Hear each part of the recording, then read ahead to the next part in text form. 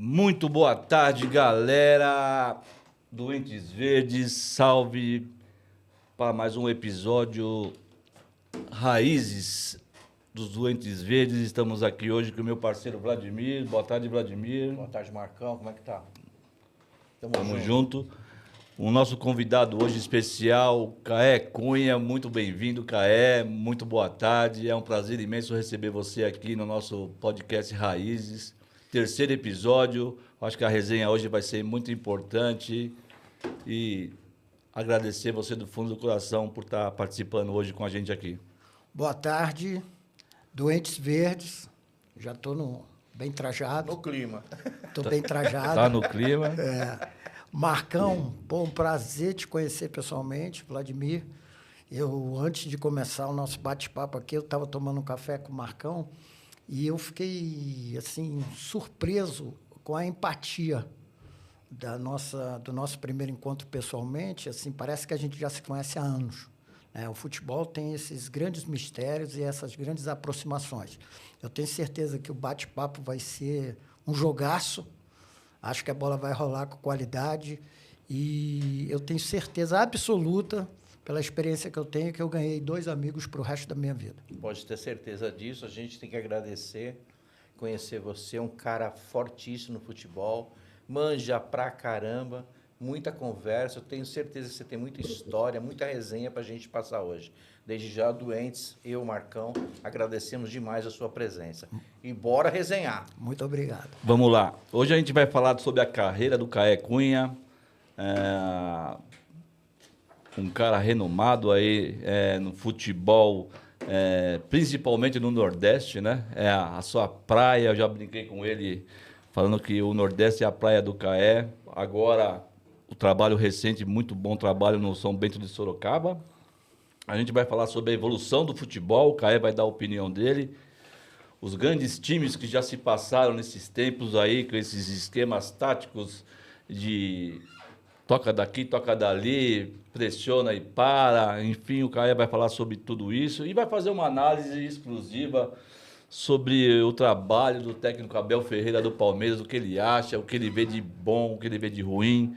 Tudo isso hoje. Vocês não podem deixar de ver esse episódio.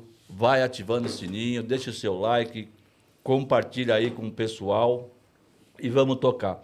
Eu vou falar um pouquinho da sua carreira, Caé, dos times que você trabalhou, dos seus títulos, para o pessoal ficar por dentro. Depois eu quero que você fale a respeito disso. Você foi ultimamente campeão paraibano pelo 13, bicampeão cearense pelo Ceará Esporte Clube, campeão paranaense pelo Paraense com o Paysandu, grande Papão, campeão cearense com Fortaleza em 2015, campeão com Brasiliense no Distrito Federal,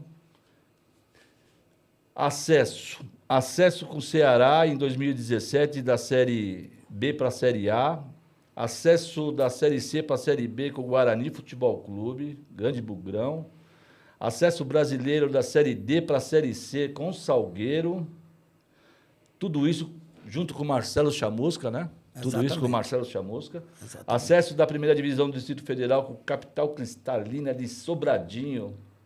Capital Cristalina e Sobradinho, 2 clubes do mesmo campeonato, Exato, né? Exato. Curiosidade. Sim. Ultimamente está trabalhando no São Bento de Sorocaba, que findou o trabalho agora da Copa Paulista. No Falcon Futebol Clube do Sergipe. Isso. Né? Campeonato Sergipano. Trabalhou na Pacatuba, Campeonato Cearense.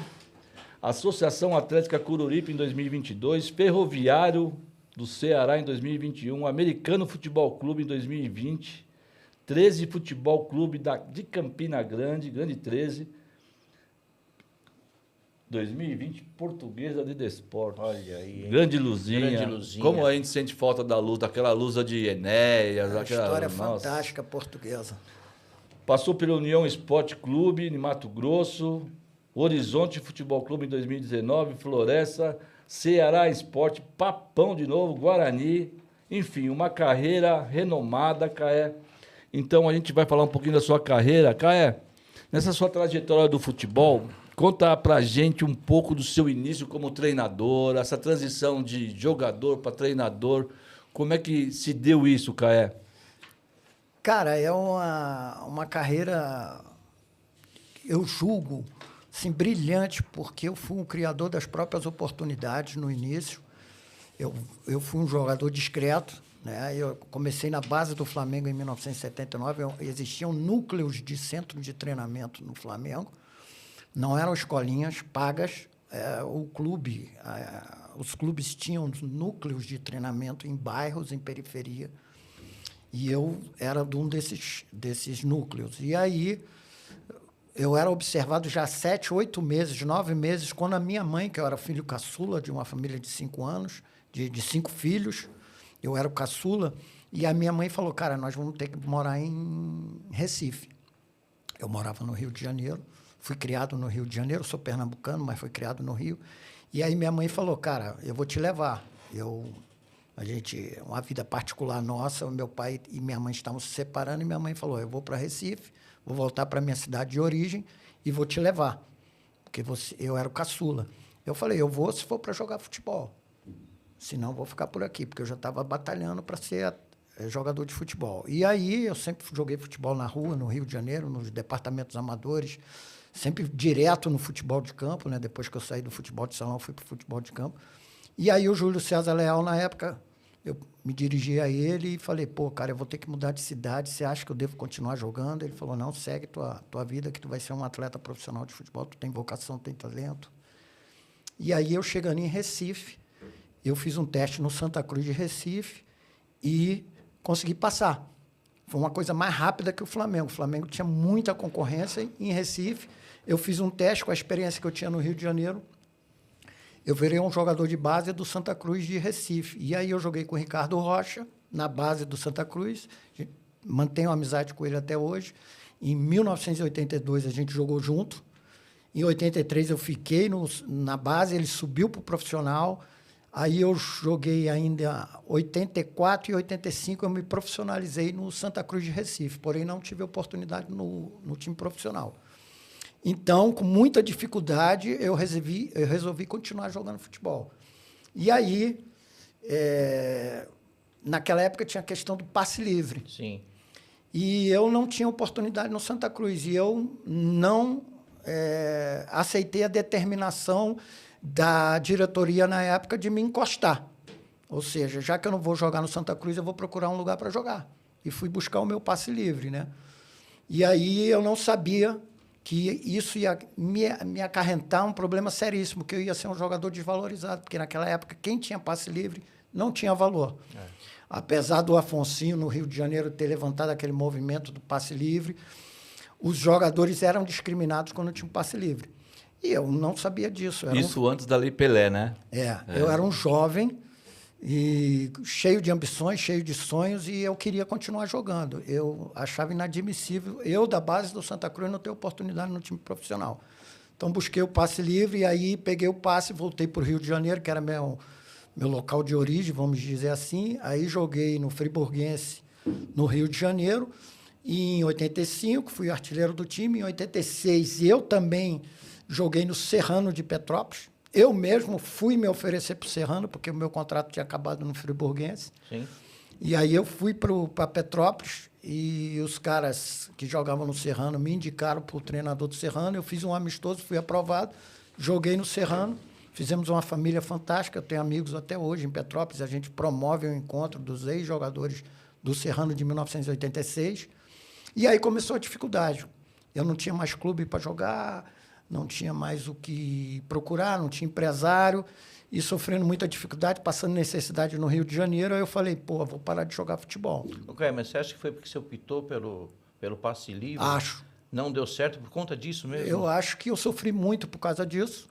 Comecei a jogar em times menores, Sim. de menor porte, que eu fui criado no Santa Cruz de Recife, né? Um time grande da época. Carlos Alberto Silva, do campeão brasileiro pelo Guarani, que me promoveu aos profissionais. Então, assim, eu estava num nível de clube e, de repente, eu me vi jogando a segunda divisão no Rio de Janeiro e, de repente, não ter mais clube para jogar. E eu tive uma dificuldade muito grande. Eu fui uma vez, essa é uma curiosidade legal, Eu fui uma vez na CBF ver o treino da Seleção Brasileira de 1987, jogava o Ricardo Rocha e o Ricardo Gomes. E o Carlos Alberto Silva era o treinador. Eu falei, pô, vou procurar os caras para ver se eles me ajudam. Como eu joguei com o Ricardo e o Carlos Alberto Silva tinha me promovido, eu falei, pô, vou falar da minha necessidade. E aí fui lá buscar uma ajuda. Eu sempre fui inquieto, né? E não desistia do meu sonho. E aí, nesse encontro, tinha um alemão querendo levar jogadores para a Alemanha. E aí, dos intérpretes dele, de Santa Catarina, me viu conversando com o Rocha, me viu conversando com o Carlos Alberto Silva e falou, pô, esse cara é profissional de futebol. E ele tinha mais 2 dias no Brasil. E aí o cara veio conversar comigo e falou, pô, cara, precisamos de um jogador para levar para a Alemanha e tal, não sei o quê. Qual é a tua carreira? O que você está fazendo? Daí eu contei para ele na época. Não tinha link, não tinha DVD. Aí o cara falou, pô, eu queria ver tuas matérias, tuas reportagens. Eu falei, eu tenho um álbum de fotos e tal, não sei o quê. Aí marcamos um encontro no Rio de Janeiro para ele dar uma olhada, para ver se ele me levava para a Alemanha. Cara, deu certo. Eu fui parar na Alemanha para fazer um teste lá na 4ª divisão da Alemanha, em 1987. E eu fiquei lá 3 meses em Augsburg. E falei, cara, é minha última tacada. Aí eu fui fazer um teste, era um time de 4ª divisão, tinha jogadores consagrados que estavam encerrando a carreira jogando na 4ª divisão, então os jogadores trabalhavam e jogavam futebol. 50 quilômetros de Munique, eu vivia aquele universo e falei, cara, tem que dar certo. E aí, cara, eu comecei a perceber, depois de 3 meses lá, treinando 3 períodos, de manhã cedo, na floresta, com o clube, 10 horas da manhã e à tarde. E virei um cavalo de força física, bem trabalhado e nada de ter oportunidade e nada de ser inscrito na competição. Eu falei, pô, tem alguma coisa errada. Aí eu lembro que eu escolhi uns marcos lá, liguei para a CBF e falei com a transferência da CBF. Olha, eu estou na Alemanha aqui, estou fazendo um teste, eu queria saber o que está acontecendo, a minha transferência não chega. E a mulher me respondeu assim, ó, ninguém te procurou, ninguém procurou você aqui, ninguém pegou teu contrato, não tem nada teu aqui. Não pediram nada. Cara. Aí eu falei, cara, para tu ver como é que era, né? Uma coisa que eu busquei, que aconteceu por sorte, Sim. que o destino me colocou, e eu estava sentindo que ali tinha alguma coisa errada. O que era, se os caras estavam me usando porque eu era brasileiro, ou se eu ainda estava em observação e os caras não tinham convicção no meu trabalho. Sim, sim. E até me mudaram de posição na época. E aí, cara, depois de 3 meses eu fui cobrar isso dos caras, e depois que eu cobrei, que eu me posicionei firme, pô, tô pronto, não faço amistoso, o que está acontecendo? Isso sem falar inglês e sem falar alemão, hein, cara? Nossa. Tu tinha que ver meu dicionário português-alemão, como é que era. Eu, garoto de 23 anos, 24 anos. E aí me colocaram de volta para o Brasil. Quando eu cheguei no Brasil, eu falei, cara, não vou mais jogar futebol, não, estou sofrendo muito. E aí resolvi estudar, trabalhar, e foi aí que vai a tua pergunta, como é que eu me tornei treinador e como é que eu fiz essa transição, né, cara? Então, assim, parei de jogar em 88, fui trabalhar com outra coisa, e em 91 me transferi para a cidade de São Paulo, trabalhando já com outra coisa, e aí, por acaso, acabei indo jogar no Amador, né, na várzea, no Clube Atlético Parque da Moca, nos veteranos do Parque da Moca, e aí joguei com o Manfrini, joguei com o Zanetti, joguei com os caras, e eles tinham um time, né, o primeiro time, e eu queria ser treinador, aí fiz um curso de treinador, aí E começou essa carreira maravilhosa. aí despertou essa vocação. Curiosidade do Marcão e talvez, eu acho que do Vladimir também. Que posição você jogava, meu irmão? Cara, eu quando comecei lá nos núcleos de treinamento, eu era eles chamavam de cabeça de área, que era Volante. Um volante de hoje, só que eu atacava muito, chutava de fora da área e fazia muito gol nos amadores. É. E aí, quando eu fui entrar nos clubes, eu falei, cara, eu faço muito gol, eu acho que eu vou de centroavante. Caramba, cara. E aí, Você passou de Galeano para Falcão, para de repente... Galeano não. Galeano não. Galeano não. Clodoaldo, pô. Eu ia zoar ele, vou falar, você era mais parecido com o Galeano ou Clodoaldo? Eu Ou era. então Falcão? Vamos dizer assim que eu era o Dudu, com a pitada de Ademir da Guia, que vinha atrás para armar o jogo. Então você jogava muito. Aí eu falei, vou virar centroavante, né? Pô, só que quando eu fui jogar de centroavante, tinha que meter muito gol, né? De costa, não. De costa, aí ficou mais difícil. Então, o que eu fiz? Quando eu cheguei em São Paulo e fui para o Parque da Moca, eu fiz um curso de treinador. Aí descobri a vocação. Aí, como eu estava 10 anos que eu tinha parado de jogar, eu falei, cara, como é que eu volto para o futebol? Porque agora eu quero voltar. Sim. E aí eu criei um projeto social esportivo chamado CAE Futebol, que eu trabalhei com sub-20, sub-18 e comecei a me filiar às ligas de São Paulo. Eu me filiei à FEAESP, Federação dos Esportes Amadores de São Paulo, e a AEFESP, Associação das Escolinhas de Futebol de São Paulo. E aí começou a dar resultado o meu time, o CAE Futebol, começou a ganhar jogo, eu fui campeão da Brasil Cup em 2004, e eu fazia o trabalho de treinador, eu era o dirigente, eu era o marketing, eu fazia tudo. E aí eu investia o dinheiro que eu tinha, que eu ganhava fora, com a outra profissão que eu desenvolvia, e investia no futebol para voltar. E aí, cara, depois de 20 anos, que eu tinha parado de jogar em 88, em 2008 eu consegui voltar para o futebol profissional como auxiliar técnico do Roberto Fernandes no Clube Náutico Capibaribe, lá em Recife. Agora, nesses 20 anos, o que eu fiz, né, foi muita coisa para conseguir essa oportunidade de voltar ao futebol. Eu fiz relatório para treinadores, freelance, eu fiz observação de adversários, eu fiz cursos, eu fiz um estágio com Vanderlei Luxemburgo e um curso com Vanderlei Luxemburgo no Santos em 2006. Então, eu promovi muita coisa na minha vida. Eu vi que você estagiou com o Dorival também. O Dorival eu passei 10 dias com ele já quando ele estava na Série B no Vasco da Gama em 2009. Bom, como era esperado, muita resenha, que você vai dar muita conversa. Pelo menos minha expectativa, eu tenho certeza que do Marcão também era a mesma, que dá muita conversa. Pelo que o Marcão já passou, suas conquistas dizem tudo da filosofia que você implantou no futebol. Eu queria que você falasse para a gente, Caé, o que você enxerga da importância do planejamento tático para as equipes menores? E como que o seu trabalho no dia a dia, sendo auxiliar técnico, queria que você desse uma explicada para a gente disso. Cara, isso é muito interessante, a pergunta muito legal, porque o futebol ele é volátil, o futebol é um ambiente hostil e o futebol ele tem uma pressão exacerbada, não só dentro do futebol, mas de toda a camada da sociedade. Tá certo? A gente não pode desvencilhar o futebol da sociedade brasileira. Então, as transformações que o jogo brasileiro, a história do jogo brasileiro, o universo do futebol brasileiro vem sofrendo aos anos, vem junto, paralelamente, com a mudança da nossa sociedade, com a mudança de educação dentro dos lares, dentro das famílias, dos jovens.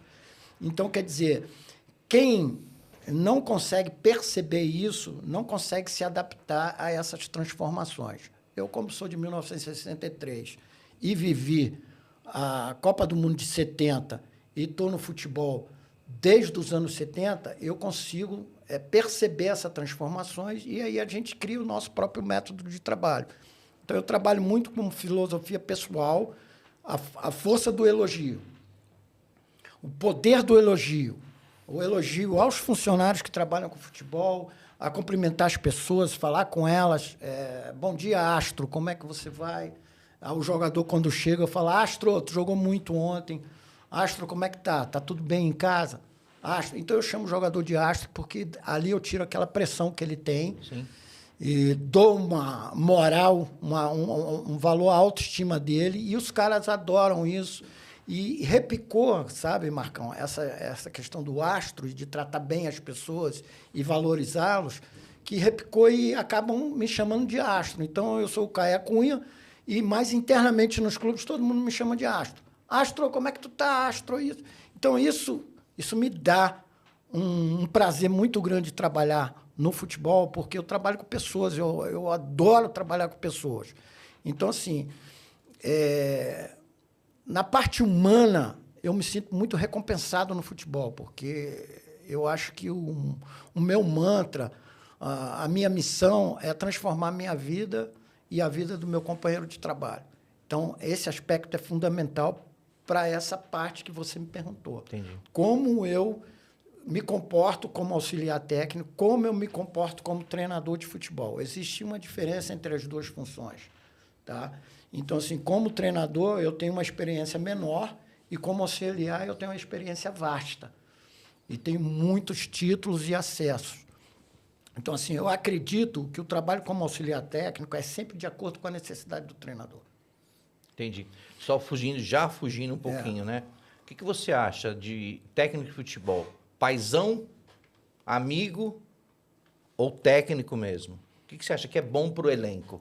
Eu acho que o técnico de futebol é uma junção de tudo, certo? É uma junção de conhecimento, de estudo, de trabalho, de dedicação, de ter conceitos, de ter bons treinamentos, ter uma boa comissão técnica, ter ótimos auxiliares e pessoas de confiança ao seu redor, ter esse trato e saber identificar problemas no clube, no vestiário, na vida particular das pessoas, gerir o grupo.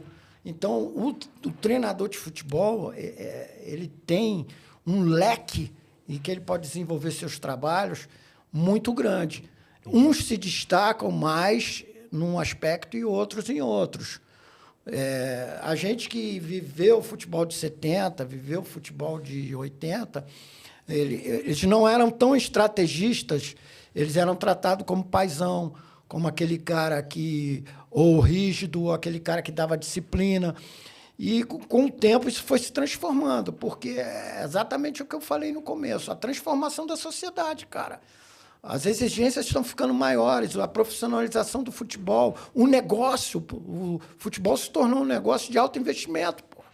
Então, a coisa ficou muito mais profissional, muito mais séria, e isso teve que qualificar os profissionais em todas as áreas do futebol, né? Então, eu percebo isso. O que a gente faz como metodologia...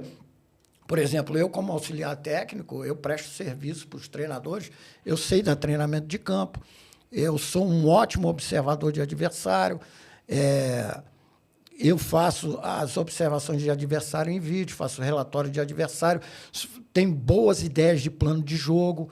Dependendo da necessidade do treinador, eu posso ajudá-lo num plano de jogo, eu posso estudar o adversário e ver uma ideia que ele tenha e falar, cara, vamos atacar por esse lado, vamos defender dessa forma e vamos... eu posso promover um vídeo de preleção de jogo, identificando o que a gente trabalhou durante a semana, qual é o ponto que o treinador quer conseguir no jogo e a gente mostrar um vídeo no decorrer da semana para os atletas, o que a gente vai buscar no treinamento, o que a gente vai buscar no jogo, quais os conceitos que nós vamos aplicar dentro do nosso modelo. É muito importante, como a gente vai falar de evolução, de tática e dessa questão que tu me perguntou, é muito importante para quem está vendo a gente, para quem está escutando a gente e para quem acompanha o nosso podcast, é que existe uma diferença muito comum que as pessoas não conseguem detectar entre sistema tático e esquema tático, tá certo? E modelo de jogo. São 3 tópicos hoje fundamentais. Deixa eu falar uma coisa para você, aproveitando que você estava falando das estruturas, do processo, de toda a parte que envolve o futebol, eu vou entrar num caminho, você que acompanha o dia a dia dos jogadores, você falou uma coisa muito bacana que é em termos de educação no futebol. Como é que você vê hoje os jovens de hoje em dia, garotos que a gente vê que têm um futuro brilhante pela frente, eles acabam se perdendo por não ser o profissional adequado, ou seja, você vê que existem destaques hoje no futebol brasileiro, como o Hendrick, que foi vendido, principalmente, eu vou dar alguns exemplos do Palmeiras, o Estevão, eu vou puxar a sardinha sempre para o Palmeiras, tá, o Caio? É normal aqui que a gente é tudo doente verde. Doentes verdes também. E a gente vê que vários jogadores do Palmeiras, da base, essa base vitoriosa do Palmeiras, se perderam no caminho com o Abel Ferreira. Eu vou citar alguns exemplos do Renan, que teve aquele episódio lá que ele estava embriagado, atropelou uma pessoa, depois o Palmeiras rescindiu o contrato com ele foi para fora. O Patrick de Paula, que é um jogador promissor, foi para o Botafogo, teve uma lesão, agora foi parar no Criciúma. Verón. Que também teve problemas extracampo, Verón. A gente cita nomes assim, a gente não sabe a vida do jogador, eu não quero expor a vida dos jogadores, eu acho que isso não é legal. Mas eu estou dando exemplos porque existem rumores que a indisciplina fez com que, de repente, o Palmeiras se desfizesse desses jogadores e eles tomassem outros rumos. E eu sei que existem outros jogadores que, às vezes, nem têm outro rumo. Eles encerram a carreira por dispersão, por uma falta de base. O que você acha sobre isso, Caê? Cara, eu vou te dizer uma coisa. Esses exemplos que você citou do Palmeiras, e é evidente que tem outros clubes, mas essa interligação que vocês têm com a camisa do Palmeiras, que é fabulosa, né? Eu acho que vocês, apesar de ter esse espaço como torcedores doentes verdes, cara, eu vejo a linha de conduta do trabalho de vocês levada a sério. E não como vocês... Tudo que se faz no Palmeiras é o melhor, nem é o sumo do futebol, do esporte numa linha geral. Então, essa pergunta já tem a ver com isso que eu estou falando. Então, assim, esses exemplos aí são jogadores que já conseguiram o objetivo, cara. Os caras se tornaram profissionais, foram selecionados e saíram dos seus ambientes familiares e chegaram ao profissional do Palmeiras, cara. Esses caras são bem-sucedidos. Você não imagina o que fica pelo resto do caminho antes de chegar a esse aspecto. O que se ficou para trás nem se profissionalizaram. Quantos? E vários muito mais talentosos que não tiveram preparo nem as oportunidades que esses aí tiveram.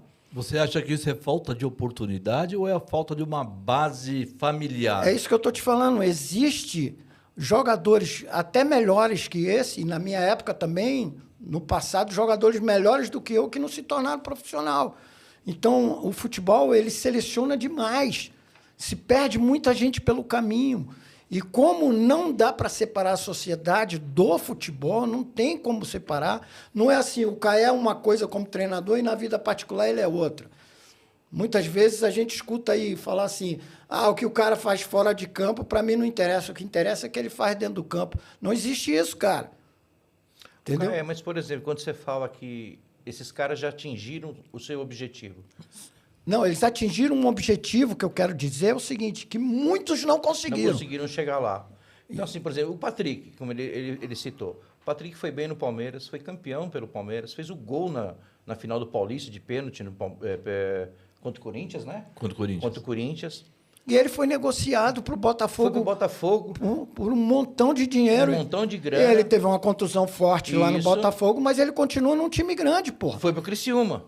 Entendeu? Ele está no Criciúma hoje em dia, né? Está emprestado no Criciúma. Mas ele está emprestado. Qual que é a tua visão? Então, assim, você acha que para ele parou? Não, o que eu acho é o seguinte, que o Marcão está correto. Existe dentro do clube, há que se ter um cuidado, parece que o Palmeiras tem isso, uma pessoa para cuidar da parte social, sim, certo? Para cuidar disso, né? Psicólogos e pessoas da área dos recursos humanos ligados à parte social, que devem orientar esses meninos, porque eles, às vezes, eles vêm de um patamar, principalmente financeiramente, de famílias muito humildes, muito pobres. E quem já joga no Palmeiras num sub-20, já tem uma remuneração muito boa. Entendi. Então, se ele não tiver preparo, se ele não for um garoto de mentalidade forte, de mentalidade focada, ele vai se perder, porque ele vai estar convivendo, já mudou de pirâmide, já mudou de uma área dentro da sociedade. Futebol, ele é um transformador da vida social das pessoas, é um trampolim de classe social, pô. É uma formação de caráter. Nós não vivemos em castas. Nós temos progressões dentro da sociedade. E o futebol é um trampolim para isso, para mudar de vida.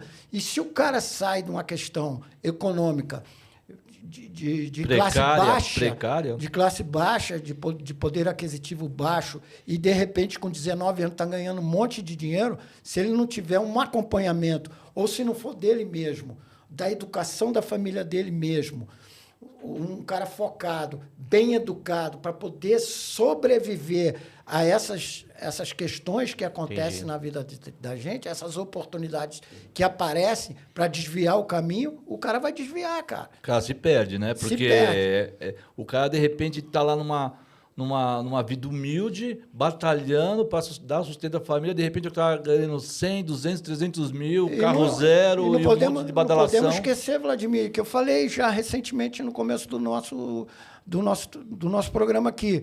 O futebol é hostil, é volátil e tem uma pressão não só dentro do futebol, como de toda uma sociedade. Sim.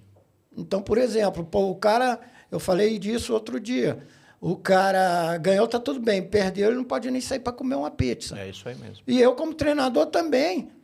Né? Se eu tiver uma vida social em que eu esteja com alguns amigos ou família ou parentes e depois de um jogo eu estiver num churrasco ou numa comemoração de aniversário de alguém da família e tiro uma foto minha e me publicam nas redes sociais, os caras vão falar que eu não quero nada com futebol porque eu estou ali numa festa depois da derrota.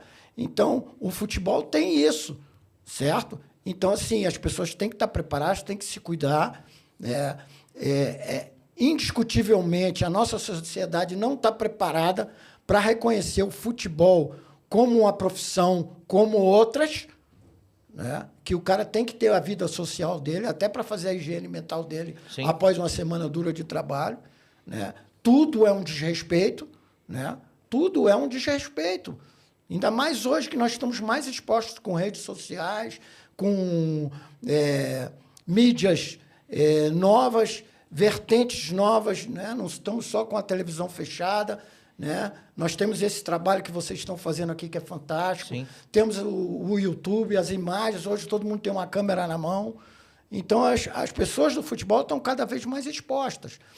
E uma coisa que tem a ver com o início da tua pergunta é o seguinte, cara, hoje a gente perde muito jogador interessante e, na minha época, eu fui expulso de casa pelo meu pai, porque eu queria ser jogador de futebol, porra.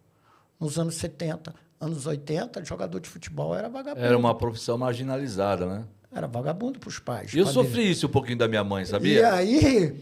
Nas peneiras que eu participava. Os meninos, hoje, eles têm apoio desde os 6, 7 anos para virar jogador de futebol. E a Sim. pressão que esses meninos sofrem para virar o provedor da casa? Porque todo mundo acha que futebol são os milhões, né?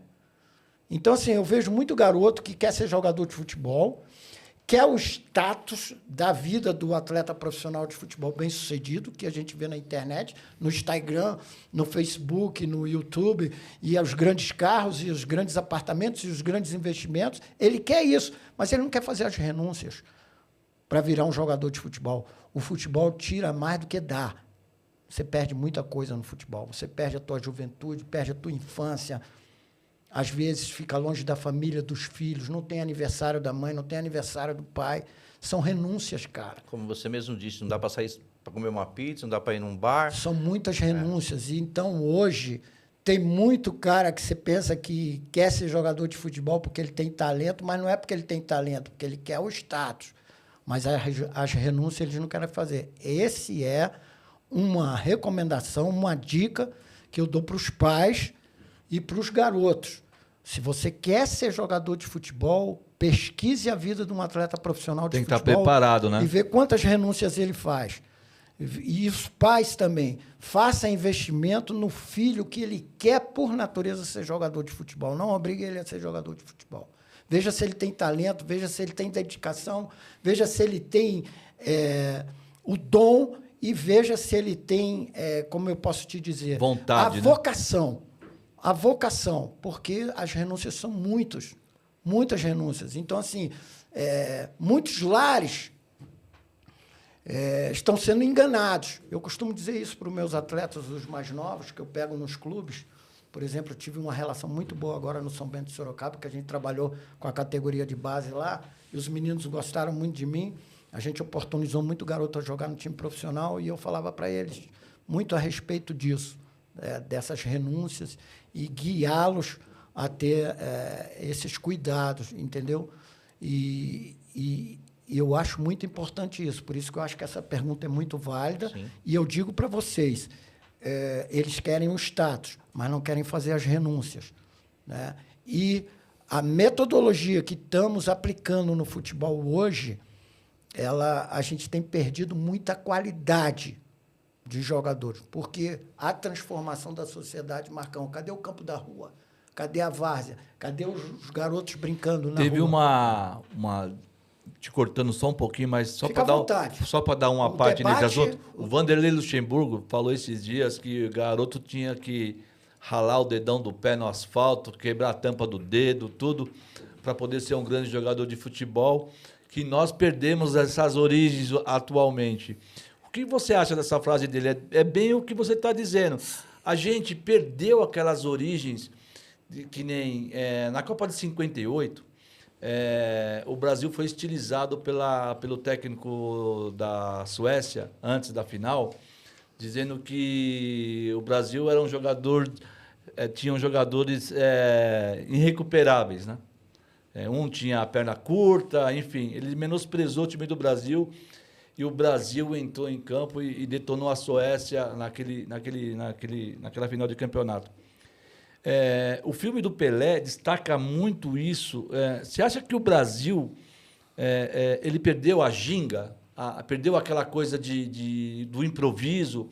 Hoje em dia, a formação tática ela é mais consistente do que o brasileiro tentou pegar essa metodologia europeia e acabou deixando de lado as suas origens? Cara, isso aí eu acho que é uma parte da discussão, né? O início do que você falou do Vanderlei Luxemburgo, ele é muito enfático nas frases dele, né? É um grande campeão, um grande profissional, um ídolo do Palmeiras e do futebol brasileiro com altos serviços prestados.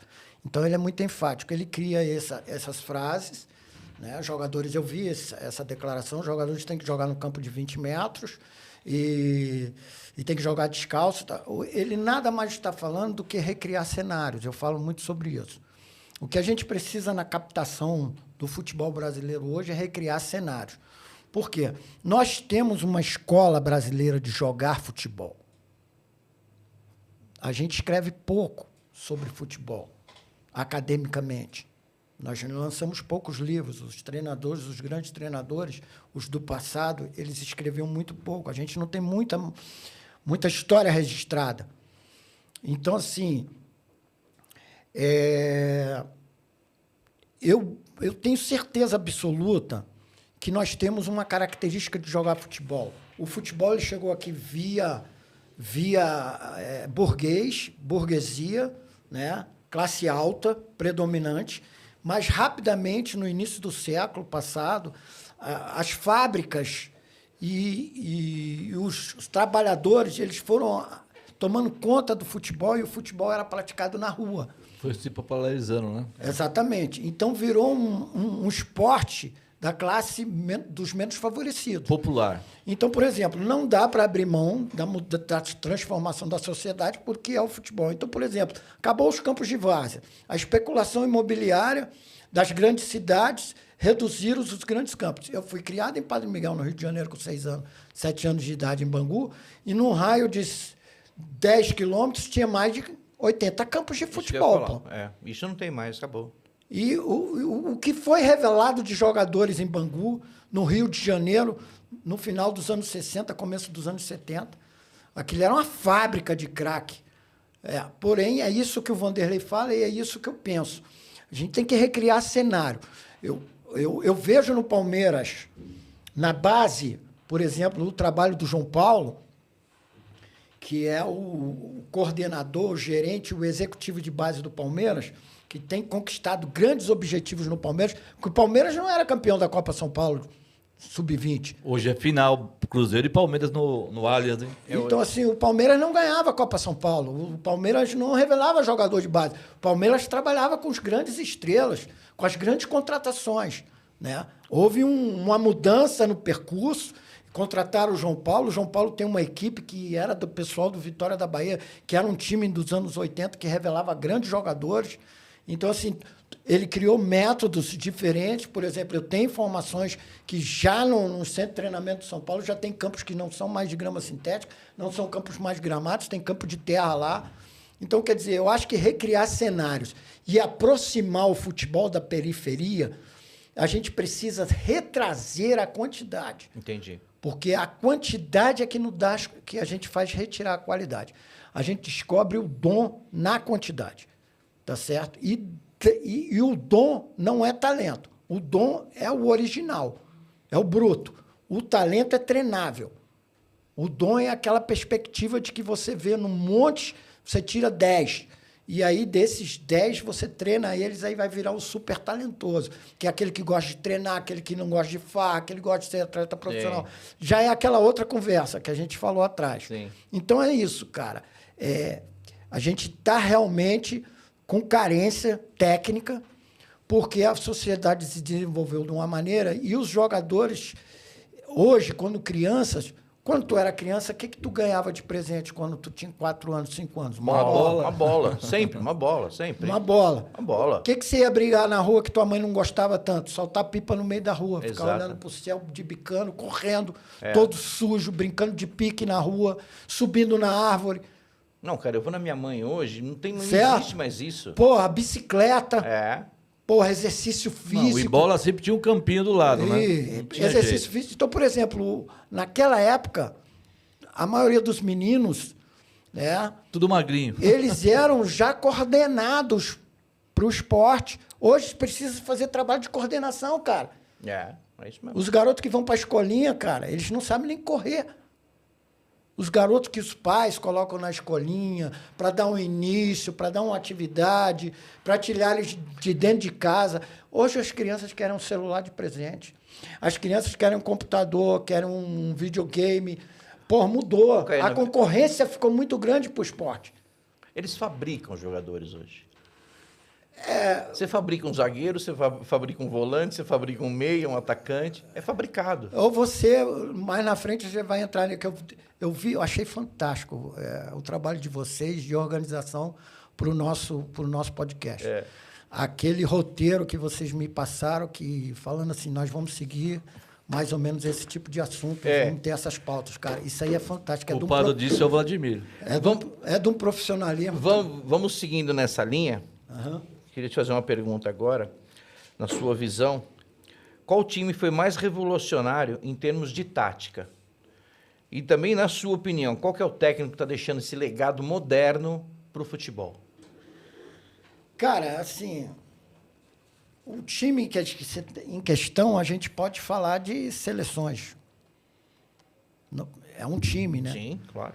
A gente não está falando aqui só de clube. Só de clube, não. Cara, indiscutivelmente, a gente pode falar que o futebol, ele taticamente... No século passado, a gente tinha o WM e depois veio as questões do futebol italiano e... A grande de Milão com 3-2-2-3, né? Então, assim, existe essas pequenas intervenções, essas revoluções táticas no decorrer dos anos, que a gente pode falar sobre elas. Pô, o WM era 3-2-2-3. Tá. E o WM ele era jogado lá nos anos 20, nos anos 30, cara. O WM ele era jogado praticamente com a marcação individual e os times se espelhavam, né? Eles faziam do mesmo jeito, cada time entrava com a mesma ideia tática. Sim. E não era tão organizacional, tá? Eles tinham um padrão. E aí o tempo foi passando. E aí a Itália, né? Eu não estou me lembrando do nome que eles davam para uma estratégia tática que tinha na Itália, que começou nos anos 50 e o apogeu foi a Inter de Milão dos anos 60. Jogava com líbero, né? Então, assim, por exemplo... É o Catenaccio. Isso, o Catenaccio. O Catenaccio, o que ele era? ele era uma formação de 4, linha de 4, um 4-3-3. Era uma formação de 4, com 3 jogadores de meio de campo e 3 atacantes. Só que os 4 eram zagueiros, não tinha laterais, os 3 jogadores de meio campo eram defensivos. Então, era assim, a Itália teve sempre essa preocupação de defender primeiro para depois contra-atacar, né? E a Inter funcionou muito assim. E eu li alguma coisa a respeito e vi o futebol italiano várias vezes, em que a Itália encerrou essa fase só em 82, cara. Eles dominaram, né, esse esquema tático nos anos 60, né? É. Os times da Itália, principalmente de Milão, Milan e Juventus, né, jogando com líbero. Esse esquema se espalhou pela Europa. Quem revolucionou isso depois em 74, que foi a famosa laranja mecânica, você vai falar um pouquinho sobre isso. Eu ia responder a respeito dessa pergunta do Vladimir. Pode continuar.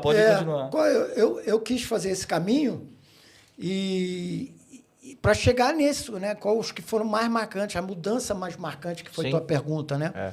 Então, por exemplo, pouca gente de hoje, os mais jovens, eles só se pesquisar, se ouvir falar da laranja mecânica da Holanda de 1974, certo? Que foi revolucionário para uma Copa do Mundo. Foi o que mais se viu diferente entre as Copas. A Copa do Mundo ela é um marco transitório em que o mundo inteiro está olhando. Sim. Rinus Mitchell, né? O Rinus Mitchell era o treinador. Era o famoso general. Ele começou no Ajax trazendo essa fórmula de jogo e levou para a seleção holandesa. Né? Exatamente. O Rinus Mitchell, cara, ele era considerado o general. Apesar dessa questão tática que a gente vai falar, de como jogava a Holanda, ele era considerado o general porque ele achava que o futebol era uma guerra, né? E a evolução da Holanda iniciou a evolução da preparação física, tá? Muito por causa dessa guerra. Nós temos que ganhar os combates. Sim. Certo? Os combates individuais e os combates físicos. Apesar do Cruyff ter fumado bastante quando jogava futebol, era um fumante, mas ele corria muito. E aquele time também corria demais, né? O time da Holanda. Para a gente chegar na Holanda transformadora, que a gente fala muito da Holanda transformadora, a gente não pode deixar de falar de uma peça fundamental do futebol mundial que se chama Zagallo. Esse velho lobo. Por quê? Porque em 1958 o Brasil já saiu do lado do WM que a gente falou, que a gente já estava com destaque do Catenaccio, né? Catenaccio, da Itália, que já era nos anos 50. Em 1958, o Brasil jogava num 4-2-4. O Brasil jogava com 4 atrás, um mais recuado e um lateral que apoiava mais, que era o Nilton Santos. Jogava com 2 jogadores de meio campo, que era o Zito e o Didi. Um marcador liderança de grupo, e o Didi altamente técnico, jogador clássico, e tinha uma frente com 4 jogadores. Em 54 era Juninho Botelho na ponta direita, mas veio Garrincha em 58 e não era titular. Aí veio Garrincha, veio Vavá, o Leão pernambucano, centroavante de área, rompedor, tinha o Pelé com 16 anos, que era o meio atacante, e tinha o Zagallo como ponta esquerda. Eram 4 atacantes o Brasil. Porém, Zagallo foi um revolucionário como jogador. Zagallo já, para ter vantagem de superioridade numérica no meio-campo, ele já, quando o Brasil não tinha bola, ele vinha ajudar no meio-campo na marcação, para ajudar o Zito e o Didi. E o condicionamento atlético do Zagallo era muito forte. E o Didi, como clássico, o Zagallo marcava mais que ele. Olha isso. Então, o Zagallo, como jogador, já era diferenciado. E aí, a gente pode chegar no 4-3-3 de 1970, que foi o grande feito do futebol brasileiro. O Brasil foi campeão em 58 no 4-2-4. Aquela seleção só tinha meia esquerda, cara. Aí, vamos falar muito disso aí. Porra, só tinha meia esquerda. Vamos falar da escassez do 10. Aí, o que aconteceu? Em 62, nós já repetimos 4-2-4. Pelé se machucou e o Amarildo entrou. E sempre meias atacantes. Sim. Né? O 10 era um meio atacante. Vamos dizer assim, o Pelé era um meio atacante. O Amarildo era um meio atacante. Depois foi jogar na Itália. Né? Começamos a exportar jogadores. O que acontece no Brasil de 70, após a decepção do Brasil de 66? Porque o 66 foi a entre-safra do pessoal de 58 e 62, 66, jogadores novos surgindo, Gerson, Tostão, Edu. Sim. Né? E aqueles que tinham sido bicampeões estavam parando. Então, a gente fez alguns planejamentos errados naquela época. Mas eu quero chegar em 70 no Zagallo. Pô, o Zagallo só tinha 10 no time, né? Então, o que o Zagallo botou na cabeça dele? Cara, eu quero jogar os melhores. Vai ter que jogar os melhores. Né? E essa questão do Tostão ser meio campista no Cruzeiro, mas ele não era o 10. O 10, era o Diceu Lopes, né? Que teve poucas oportunidades na seleção brasileira por causa do Pelé. Diceu jogava muito. O time de 1966 do Cruzeiro eliminou o Santos, pô. Essa é a história fantástica daquele grande time do Santos. Grande time dos anos 50, 60 do Santos perdeu em 66 para o Cruzeiro, e de goleada. Por causa das revelações que estavam tendo lá em Minas Gerais, Diceu Lopes, Tostão, Natal. Né? Então, o que acontece? O Zagallo foi importante. Importante porque ele tornou o Brasil de 70 um 4-3-3. Porque o Rivelino era um jogador de meio campo e ele tirou o ponto esquerda da seleção brasileira. Então, ficou Jairzinho, Tostão e Pelé à frente. Tá. E o meio ficou com o Clodoaldo, Gerson e o Rivelino fazendo o terceiro homem. Mas também era um time fantástico. Então, mas sabe quem tinha no banco de reserva na ponta esquerda? Edu. E sabe quem jogava? Paulo César Caju, cara. Que também era ponta esquerda, que era daquele timaço do Botafogo. Botafogo, Então, cara, o Zagallo é uma grande virtude, uma grande mudança no futebol brasileiro, cara. E é uma das maiores mudanças no futebol brasileiro.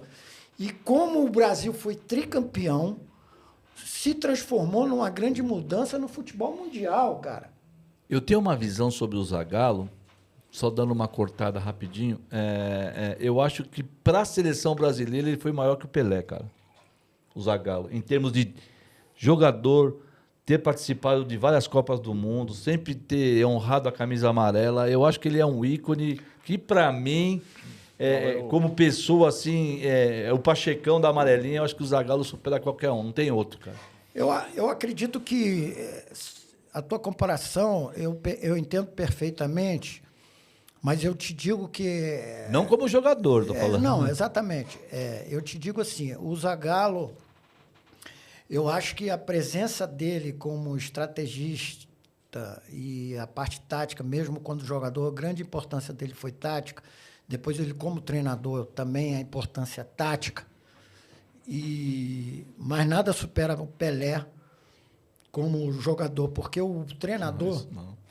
Não, como jogador e como ícone da seleção brasileira. Você acha que ele supera o Zagallo, o Pelé? Eu acredito que sim, porque eu, como sou técnico profissional de futebol, eu acredito que o treinador de futebol é altamente importante, hoje em dia é altamente valorizado. Ele organiza o time, ele dá conceito ao time, ele prepara o time, mas quem decide o jogo é o jogador. Certo? E eu acho que... Não, tenho certeza e convicção absoluta que o que o Pelé decidiu no Brasil mas talvez foi muita vocês coisa. não tenham entendido a minha questão. Eu estou dizendo assim... Concordo contigo, eu entendi. Eu não estou comparando Pelé e Zagallo como jogador. Não, eu estou falando como geral, assim. Isso, para mim, geral. se você falar seleção brasileira, para mim vem Zagallo, entendeu? Assim, como amor.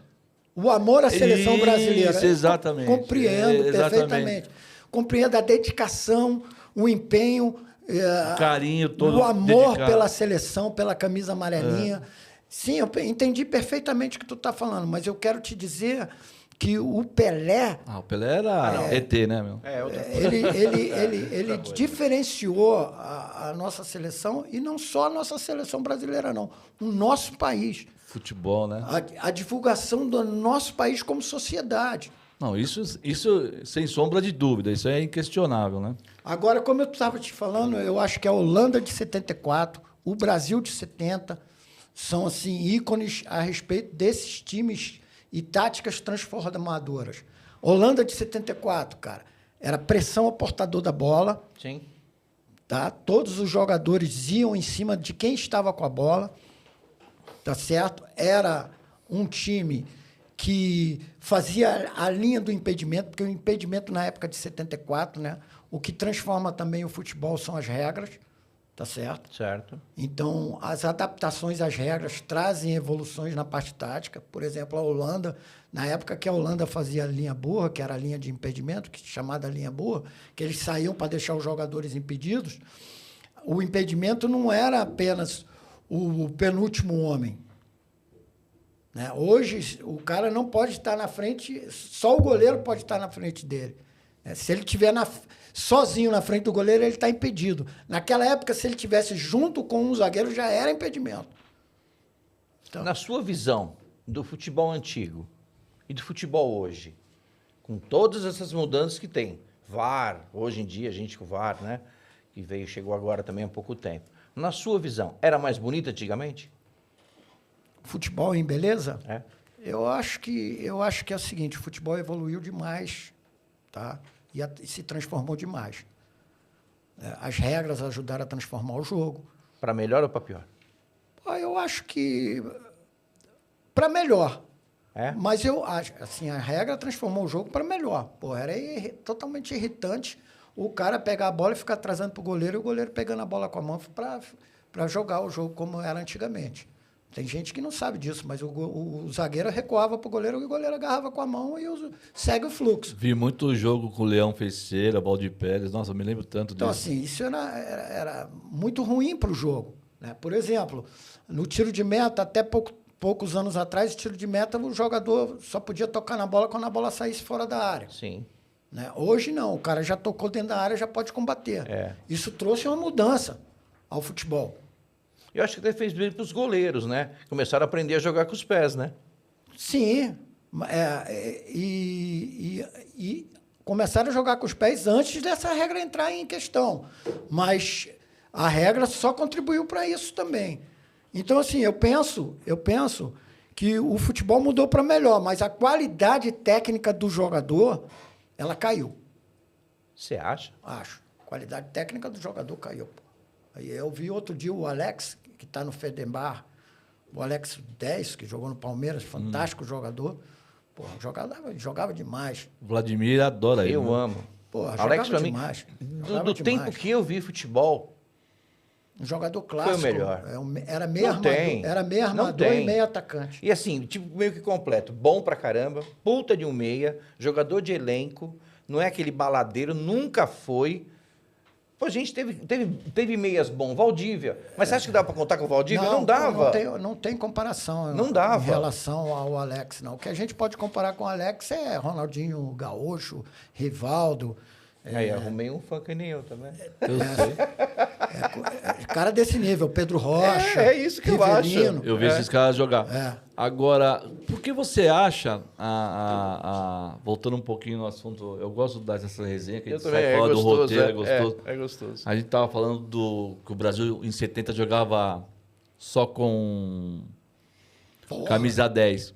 Eu gosto de ti porque tu volta aos assuntos e lembra com as coisas importantes. Que a gente Cara, tem pra por falar. que essa falta do meio hoje em dia no futebol brasileiro, cara? Foi a mudança de regra, foi preparo físico ou foi falta de talento? Cara, eu tenho uma perspectiva, uma percepção a respeito disso. Primeiro, vamos falar, não deixa eu fugir meu raciocínio, mas é importante sobre isso, porque a gente falou de 10, né? Tu falou que tinha 5, 10, e agora tu me pergunta por que está faltando 10. Sim. Então, vamos chegar aí. Bom, pessoal, agora ative o sininho, deixe seu like, compartilhe essa resenha que a gente está tendo com o Caé. Caé, a gente estava falando do camisa 10. É com você, cara. Pô, a gente tá falando do camisa 10. Como é que a gente chegou no camisa 10? Porque tu falou que na Copa de 1970 o Brasil jogava com 5 meias titulares, né? Que foi a grande ideia do Zagallo de botar o Gerson, que era 10 no São Paulo, o Rivelino, que era 10 no Corinthians, o Jairzinho, que era 10 no Botafogo, Pelé, 10 do Santos, e o Tostão não era o 10 no Cruzeiro, porque era o Disseu Lopes. Mas era para ser 10 também. Mas ele fazia o falso 9, mas ele era meia. É. Olha a importância do Zagallo, que já fazia o lateral direito jogar ofensivamente, Carlos Alberto Torres. O Everaldo já fazia um lateral mais recuado para fazer uma linha de 3 por trás. Olha o Brasil. Clodoaldo iniciando e marcando. Então, tu vê a importância tática do Zagallo. Mas como a gente quer falar do 10, cara, eu tenho pensado muito sobre isso, cara. Muita gente falando da extinção do jogador 10, o meia 10 do futebol brasileiro. Eu vou te fazer uma pergunta que vai chamar para esse debate e para esse papo que está querendo ter comigo a respeito do camisa 10. Por que tem surgido pouco camisa 10? Pô, a gente já tem um pouco tempo atrás, Alex, Ronaldinho Gaúcho, Rivaldo, pô, um monte, né? Cara, o Estevão, do Palmeiras, é um craque de bola, não é? É. E ele é a camisa 10 na base, né? Porra. O Estevão é um 10 do futebol brasileiro. Sim. É um 10 puro suco de futebol brasileiro. Por que ele não joga de 10? Porque ele é rompedor, né? Ele é um driblador pela tática do Abel. Eu acho que é pela tática do Abel. Pela tática do Abel. Porque ele é um driblador, rompedor de linha. É isso aí. Um quebrador de linha, né? Cara, então eu vou te dizer uma coisa. Eu tenho pesquisado muito sobre isso e a gente pode trazer também aqui seleção brasileira, por que o futebol brasileiro não tem conquistado tanta coisa. Tudo tem a ver também com esse papo do 10. Por quê? Tem a ver, a grande pergunta do Vladimir há um tempo atrás no nosso programa, qual o grande esquema tático que diferenciou o futebol? Porra, é tudo numa coisa só. É um pacote gigante. Guardiola, tic-tac, futebol europeu, que é o centro do futebol mundial. Do Klopp, pressiona e... Perde, pressiona. O que a gente está fazendo com o futebol brasileiro depois do 7-1? Nós tivemos que qualificar o treinador brasileiro. Nós fomos a bancada da CBF Acadêmica, e sentamos para aprender novos métodos de treinamento, muita coisa da evolução científica do futebol na parte física, como dar treino, como dividir o treino através das posições, metodologia, fisiologia, essa questão toda, nós fomos lá desenvolver nosso potencial como treinador. Tá certo? Permita só uma observação. A gente ia acabar jogando a pauta fora. 7-1. Isso. O time era bom. Não era ruim. Você acha realmente que isso acontece? Não vai acontecer nunca mais na vida. Não, o time era bom. Os treinadores eram o Felipão, que era... Então, ó... campeão mundial em 2002. O auxiliar dele era o Parreira. Mas o time da Alemanha era melhor. Mas para 7-1? O time da Alemanha era melhor. O 7-1 foi a pancada que a gente precisava tomar para transformar alguma coisa no nosso futebol. Porém, e foi a pancada para pegar todos os treinadores brasileiros, desvalorizar eles e jogar na lata do lixo. Para a imprensa. É isso aí. Uma parte da imprensa fez isso. É isso aí. Mas jogaram o Felipão na lata do lixo. Jogaram quase todos os treinadores brasileiros da lata do lixo. Então, Marcão, o que se fez? Vamos ter que qualificar. A CBF colocou, o pessoal da CBF Acadêmica, criou-se uma metodologia, vamos trazer todos os treinadores brasileiros para se qualificar. A gente se qualificou, a gente aprendeu com a globalização do futebol. Porém, eu acho que o nosso futebol ele descaracterizou o nosso jogo. Estamos descaracterizando o nosso jogo. Nós estamos descaracterizando a nossa essência. O 10-10 hoje não é mais 10-10.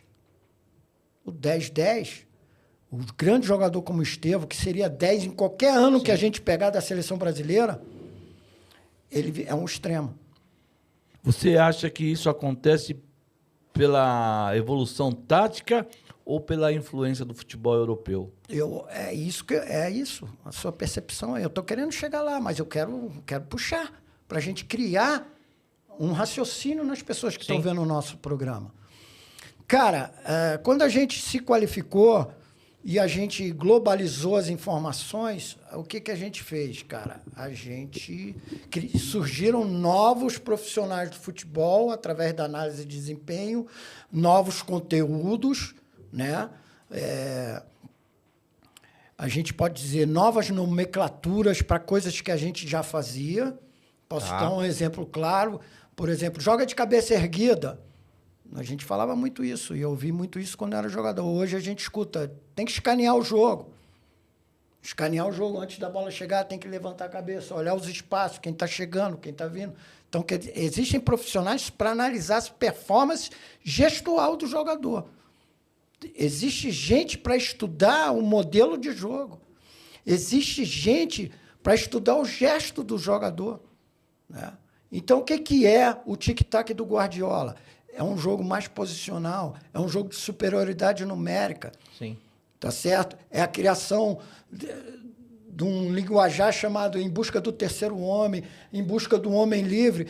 Porra, e lá nos anos 50 no Brasil, o pessoal já dizia assim, ó, quem se desloca recebe, quem pede tem preferência. Isso já era terceiro homem. É isso mesmo. Isso já era terceiro homem. Porém, a gente tinha a nossa característica de jogar. O jogador brasileiro, na essência, ele gosta de tocar na bola.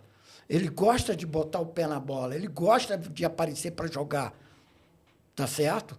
E a cultura do futebol europeu, através da Espanha, por exemplo, através do tic-tac do Guardiola, é um jogo mais posicional. É um jogo onde o jogador está posicionado e está esperando a bola chegar. Quando você joga posicionado, espera a bola chegar e você é compacto e você quer ter superioridade numérica e você entra no campo do adversário, como entram os times do Manchester City, os times do Guardiola, a Espanha de 2010, como é que você vai defender isso? Formando linhas. Eles jogam sempre aproximadinho, formando linhas, atacando, tocando passes curtos e rápidos. Essa é a característica do futebol europeu. Você forma as linhas. Como é que você vai furar as linhas? Através do jogo entre linhas, através da circulação de bola. Então, por exemplo, o cara que era 10 no futebol brasileiro, o Estevão, ele foi colocado na extrema para ser vendido, pô. Porque lá para a Europa, ele não joga de 10. Ele não joga de 10. Meu irmão... Você acha que por isso que muitos talentos que vão para lá, às vezes somem no mercado? Tipo... Some não. Eu te digo mais. Te digo mais, Neymar sempre foi 10. Ronaldinho Gaúcho sempre foi 10. Aonde é que ele se destacou no Barcelona? Jogando pela ponta esquerda. O Neymar sempre foi 10. Aonde que ele se destacou no Barcelona? Jogando pelo lado. Porque essa é a característica do futebol deles. As linhas estão montadas e o jogador, que o Tite chama de extrema desequilibrante, tem que jogar pelo lado do campo. E aqui... A gente está fazendo futebol para exportar jogador, cara. E aí, como é que você vai exportar um extremo desequilibrante? Colocando ele para o lado. Porra, então tá lá o Rafinha jogando de lado, que podia ser 10 no futebol brasileiro. Tá lá o Antony, que era do São Paulo, podia ser 10 no São Paulo. Tá lá o Estevão, que podia ser 10 no Palmeiras. Luiz Guilherme, que foi para a Inglaterra, o garoto também. Vários, porra. Vários. Então, por exemplo, eu tô cansado de ver jogador canhoto no futebol brasileiro jogando com a perna trocada pelo lado direito. O jogador agora quer jogar pelo lado direito, cara. O canhoto, baseado nessas influências. Então, assim, cara, perde profundidade. Porra, o Luiz Henrique do Botafogo, ele não podia ser um 10? Podia. Podia mesmo. Joga muita bola. Não podia ser um 10? Ele não podia jogar na ponta esquerda também? Sim. Olha o que o cara tem na ponta esquerda, sendo canhoto pela esquerda. Ele tem o drible para o fundo sem cobertura. O drible para o fundo, do pé esquerdo pela esquerda, é um drible sem cobertura. Porque quando ele dá o drible no lateral, ele já tem o cruzamento, ele já tem o chute cruzado, ele já tem a bola para trás. E o cara que joga pela direita, que quando corta para dentro, É o que eles chamam. Ah, eu gosto de jogar para dentro para chutar. Mas quando tu corta para dentro, tu encontra um volante. Quando tu corta esse volante, tu encontra um zagueiro. E o cara tem que ser muito diferente para fazer sucesso cortando para dentro. No caso do Estevão, né? Que faz muito bem isso, né? Então, corta um, corta dois e entra dentro da área e corta de novo. E a gente perde o quê no futebol brasileiro? Por exemplo, vamos transportar para a seleção brasileira do Tite. Não vamos falar de Dorival Júnior, porque não teve tempo para a gente fazer uma análise profunda.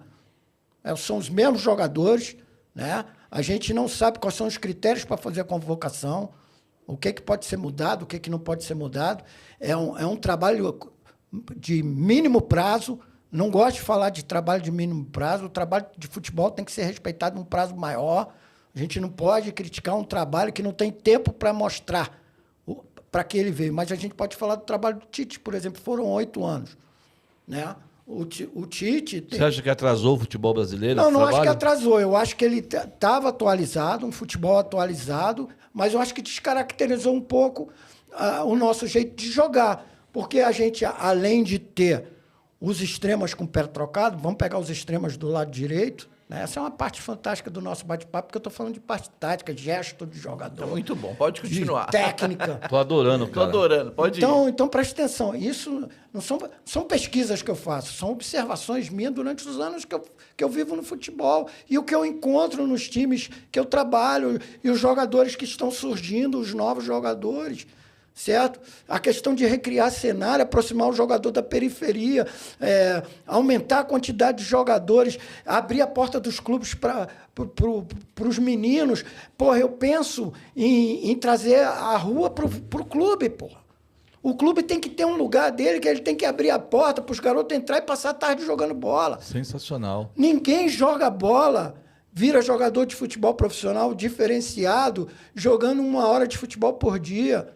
Ou uma vez por semana, né? Não existe isso. Mas você não acha que no interior ainda, não só de São Paulo, das outras capitais, não existe aí? Existe, mas esses jogadores eles são peneirados e trazidos aqui. E aí converte. Converte e por isso que tem os captadores, né? E por isso que os clubes do Nordeste, onde eu trabalho bastante, eu falo sobre essas minhas ideias através de simpósios, porque hoje eu sou do campo, sou um auxiliar técnico, sou treinador. Mas uma hora eu vou querer ser coordenador, uma hora eu vou querer ser gerente, uma hora eu quero ter as ideias, eu quero colocar em prática, trazer os profissionais, criar um método. Você falou uma coisa interessante. Você falou assim, a gente está criando jogadores para exportar isso, ser vendido para o futebol. Ou seja, a gente está fabricando dinheiro que esses caras, de repente, a gente tem uma visão um pouquinho mais visionária para essa mudança. Ou seja... mas o futebol mas quem implantou... Essa mudança toda... de você falar, o cara está jogando no extremo, está jogando pela ponta para romper as linhas, o cara que chuta com o pé esquerdo vai pela direita, corta para o meio e bate e tal. Essa essência toda de tirar esse meia, esse 10 e jogar para os extremos para serem quebradores de linha. Cara, eu não vi ninguém... É tático isso? Não, eu não vi ninguém ainda falando, ou um artigo falando sobre isso. Isso é um pensamento meu através das experiências que eu tenho. Então, assim... Não, mas tem fundamento. Tem fundamento, porque eu estou defendendo ele com argumentos. Sim, certo? tem fundamento. E eu defendo isso para os treinadores que eu trabalho. Eu falo, vamos botar esse cara pela esquerda, meu irmão. Cara, esse cara não sabe que ele pode ser melhor na esquerda do que na direita. E, às vezes, o jogador já vem definido. Tem os empresários que acham que é isso, que tem que ser isso. Então, assim... eu tenho observado isso e o futebol tem uma coisa mágica, Vladimir e Marcão. Não existe uma maneira exclusiva ou uma receita pronta de fazer futebol. O futebol é feito de experiências e de vivências. Eu estou contando a minha vivência. Então, pode ter um telespectador, pode ter um ouvinte, pode ter uma pessoa que fala, esse cara está falando uma loucura, né? Mas se a gente sentar para conversar, eu vou defender meus argumentos. Então, eu vejo isso com muita propriedade, por isso que eu fiquei feliz de ter voltado com essa história do Camisa 10. Porque essa história do Camisa 10, nós matamos muita coisa. Nós Sim. matamos o modelo de jogo, nós matamos a descaracterização. Eu estava falando do Tite. Por exemplo, a gente jogou com extremas canhotos pelo lado direito na Copa do Mundo. Correto? Rafinha, Antony, os caras estavam lá. Richarlison O Richarlison... jogava de centroavante, mas também ele jogava sempre pela ponta esquerda no Fluminense, não era assim? Sim, mas tudo Mas bem. é, O direito, o destro pela esquerda, desde os anos 70 a gente tem. Agora ao contrário não, né? O destro pela esquerda, como Paulo César Caju, como Zé Sérgio, como Ziza, como Joãozinho, esses caras sempre existiram. Porém, o destro ele tem uma facilidade maior de procurar o fundo do campo e fazer cruzamento com a esquerda. Sim. Já o canhoto não, né? Tem mais dificuldade. Tem mais dificuldade. Eu sei porque eu jogava de ponta esquerda e eu sempre joguei pela esquerda. Jamais eu joguei pela direita. Depois eu virei centroavante na várzea, aprendendo a jogar de Mas costas. se você estivesse iniciando hoje no futebol, você ia se espelhar nos caras de hoje e você ia ser incentivado A jogar pela direita. Pela direita, cortando para dentro, chutando forte, porque se tu virou centroavante, tu fazia uns golzinhos. Aí, Muitos. aí o que acontece? Porra, e aí o lateral? Porra, se você está trazendo para dentro, se você está trazendo para dentro, se você está flutuando entre linhas para receber a bola e está trazendo para dentro, alguém tem que dar profundidade e passar no corredor pelo lado. Sim, é o que acontece no Palmeiras hoje com Piquerez e Mike, ou então os novos laterais. Como a gente está falando de seleção brasileira, a gente tinha o Tite com os laterais construtores. Espera aí, porra. E quem vai fazer a profundidade? Não passa ninguém, né? Porra, não passa ninguém, a gente não está fazendo lateral, cara. Ou seja, o jogo perde a profundidade, você afunila mais Mas peraí. E você perde espaço. Quem é a culpa? Do Tite. Não, a culpa não é do Tite. O Tite já vem com isso, porque o futebol está se transformando e o futebol brasileiro, como eu falei há pouco tempo atrás, a gente foi buscar informações, porém a gente está copiando em vez de adaptar. A gente está perdendo a essência aí. O jogador brasileiro, o lateral brasileiro, gosta de fazer ultrapassagem.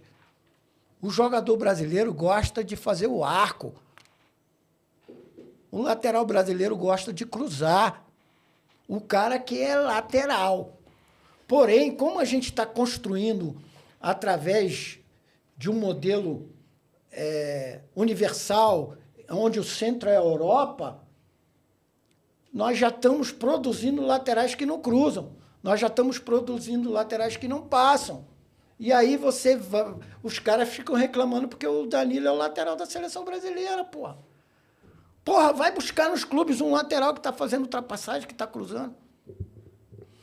Os que estão fazendo no Palmeiras é quando a gente joga com a linha de 3 lá, o Verdão joga com a linha de 3 e o cara vira ala. Exatamente, vira ala. É isso aí. Tá certo? Mas por que você acha, por exemplo, laterais esquerda, habilidosos? Marcelo, Zé Roberto, aquele do Vasco, como era o nome dele? Jogava Felipe. Depois que esses caras atingem uma certa idade, eles querem virar meia esquerda. Por quê? Não é que eles querem virar, é porque o cara começa a perder força. Condição física. Começa a perder força. Condição atlética, porque a idade vai avançando. É o caso do Arana no Atlético agora. Eu te digo um que, para mim, foi gênio da bola. Quem? Zé Roberto. Zé Roberto. Porra. Júnior. Eu prefiro o Zé Roberto com a 10, com a 8, do que ele com o lateral esquerdo. No final dele, O Júnior Palmeiras, jogou muito bem. O Júnior jogou uma época no Flamengo na volta dele de 10, lembra? E o Júnior não era canhoto, né, cara? E o Júnior não era canhoto, O Júnior já era lateral construtor na Copa de 1982, então não me venha com essa novidade, pô. É verdade. Agora, é verdade isso aí. Seleção. Entendeu? O Júnior nunca passou no fundo pela esquerda. Ele vinha por dentro. É mesmo. Porra, então ele já era construtor. O Vladimir, ele tocou num ponto crucial, que eu acho. Você acha que tudo isso tem a ver com a preparação física também, hoje em dia? O que ela agrega hoje no trabalho de um treinador, vamos dizer assim, para a gente, de repente, não podar esses talentos todos, entendeu? Você acha que a preparação física deixa isso a desejar? Ou seja, ela influencia no desenvolvimento técnico dos jogadores? Hoje em dia, os caras são mais preparados, mais truculentos. Você não tem quase aqueles baixinhos, magrelinhos que jogam se tem exceções, Dudu, o Michael, que foi pro Flamengo Sim. agora, que eram os famosos formiguinhas de antigamente, que é aqueles caras que costuravam para lá, para cá, para lá e para cá. Hoje em dia, se pega zagueiro, tem que ser forte, volante, tem que ser aquele cara marcador. Os caras têm tudo um preparo, toda o que isso influencia? Você acha que tem alguma coisa a ver ou não? Eu estou vendo aí no fundo dessa pergunta uma questão assim, será que é por causa da condição física que a gente perdeu qualidade técnica? Exatamente isso. Cara, eu vou ser sincero para ti. O futebol ele se transformou e um dos fatores cruciais para a transformação do futebol foi a condição atlética dos jogadores. A preparação física transformou o futebol. Tá certo? Isso é uma coisa. Isso é evidente. Por exemplo, a entrada da ciência na preparação física mudou métodos de treinamento. O uso do GPS, quantos quilômetros o cara percorre por jogo, quantos sprints de alta velocidade ele faz durante a partida. Esse estudo mudou a qualidade do treinamento. Esse estudo individualizou os treinos dentro das posições do jogo. Por exemplo, o lateral treina uma coisa diferente, talvez, de um zagueiro e talvez de um meia. Tudo bem. O futebol, ele cada vez mais está precisando de jogadores que fazem função do que posição. Ou seja, o cara tem que saber jogar em várias posições e aonde ele estiver no setor do campo, ele tem que executar a função do local que ele está com qualidade. Isso tem... É evidente que isso acontece e alguns jogadores estão ganhando espaço porque eles fazem isso perfeitamente em qualquer posição, eles sabem fazer o que é para ser feito. Porém, isso não é prova para mim, pela experiência que eu tenho dentro do futebol, de que a qualidade técnica dos jogadores ela se perdeu por causa da melhoria física. Não. Muito pelo contrário. Eu acho que a melhoria física fez surgir jogadores de qualidade técnica com muito mais força, com muito mais poder de decisão. E o que a preparação física fez? Reduziu os espaços do campo. Tá certo? O jogo ficou diferente, porque os caras estão mais bem preparados, os caras estão melhores alimentados, têm maiores suplementos físicos. A hidratação melhorou. O estudo e a ciência dentro da preparação física melhorou por completo o jogador. Imagina o Pelé, o Ademir da Guia, o Dudu, o Ney, o César, centroavante. Estamos aqui nos doidos, do Verde. O César era altamente rompedor físico. Imagina a força que o César ia ter jogando hoje, com a suplementação, com a alimentação, com a concentração, com o treino diferenciado. Imagina que centroavante, que facão, que chute cruzado, né? E Rivelino, Nunes. Você está de brincadeira. Então, vamos lá. Não vamos se perder na resposta. Então, assim, o que eu vejo? O impacto da regra também mudou um pouco o jogo. A mudança da regra, a regra do impedimento, né? Apertou os espaços, diminuiu o campo. Aí os caras falam assim, futebol do passado era muito mais fácil jogar, era mais lento e a marcação estava sempre longe. Mas a pancada comia solta. Se tivesse VAR naquela época, você está louco, não ficava um jogador em campo. Sim. Né? O contato era muito maior. Então, assim, imagina aqueles caras com campos bons. Hoje os campos, naquela época os campos eram tudo ruim, compadre. As bolas eram pesadas. Isso que eu falava, partia a bola já era ruim. Então, assim, cara, eu procuro ver... eu procuro ver com um diferente. Eu acho que na base, no iniciamento, a supervalorização dos treinadores e da parte tática colocada na base, lá na origem, ela está desqualificando o jogador tecnicamente. Está robotizando o jogador brasileiro, da escola brasileira de jogar futebol. Porque os próprios treinadores dos clubes na base, eles estão dando ênfase à parte tática e, com isso, esquecendo a parte de fundamento e a parte técnica. Que é o passe, o drible, Passe, a posição. drible, finalização, chute. Né? Primeiro que os jogadores chegam lá, muitos eles têm que coordenar o jogador. Que o jogador não tem a coordenação, porque a gente já falou da mudança da sociedade. Acabou o jogo da rua, acabou o jogo do improviso. Onde começava tudo. Exato. Né, ó. Onde o dom despertava. Então, assim, eu vejo com muito cuidado essa questão de quem tira a parte técnica não é a parte física. Tá certo? Mas você não acha que a parte física, como está muito exigida hoje, não acaba prejudicando os técnicos de futebol? Não, ela equilibrou o jogo. Você acha que equilibrou? Equilibrou. A parte física equilibrou o jogo. A parte física equilibrou o jogo. Mas e os times que não têm todo esse recurso, como é que faz? Sim, mas Os menores. Sim, os menores eles estão disputando campeonatos diferentes dos maiores. É que às vezes se cruzam na Copa do Brasil, por exemplo, primeira, segunda fase. E é discrepante. Nem tanto, nem tanto. É porque agora entram times da Libertadores, entram times de outras fases que no começo, quando era outra Copa do Brasil, que eles já se matavam antes. Né? Agora não, agora um Não time... esqueça do Asa de Arapiraca, pelo amor de Deus. O Asa deu uma complicada. Quem era o técnico? O Asa de Arapiraca O Vanderlei, era... não era? Nereu Pinheiro, pô.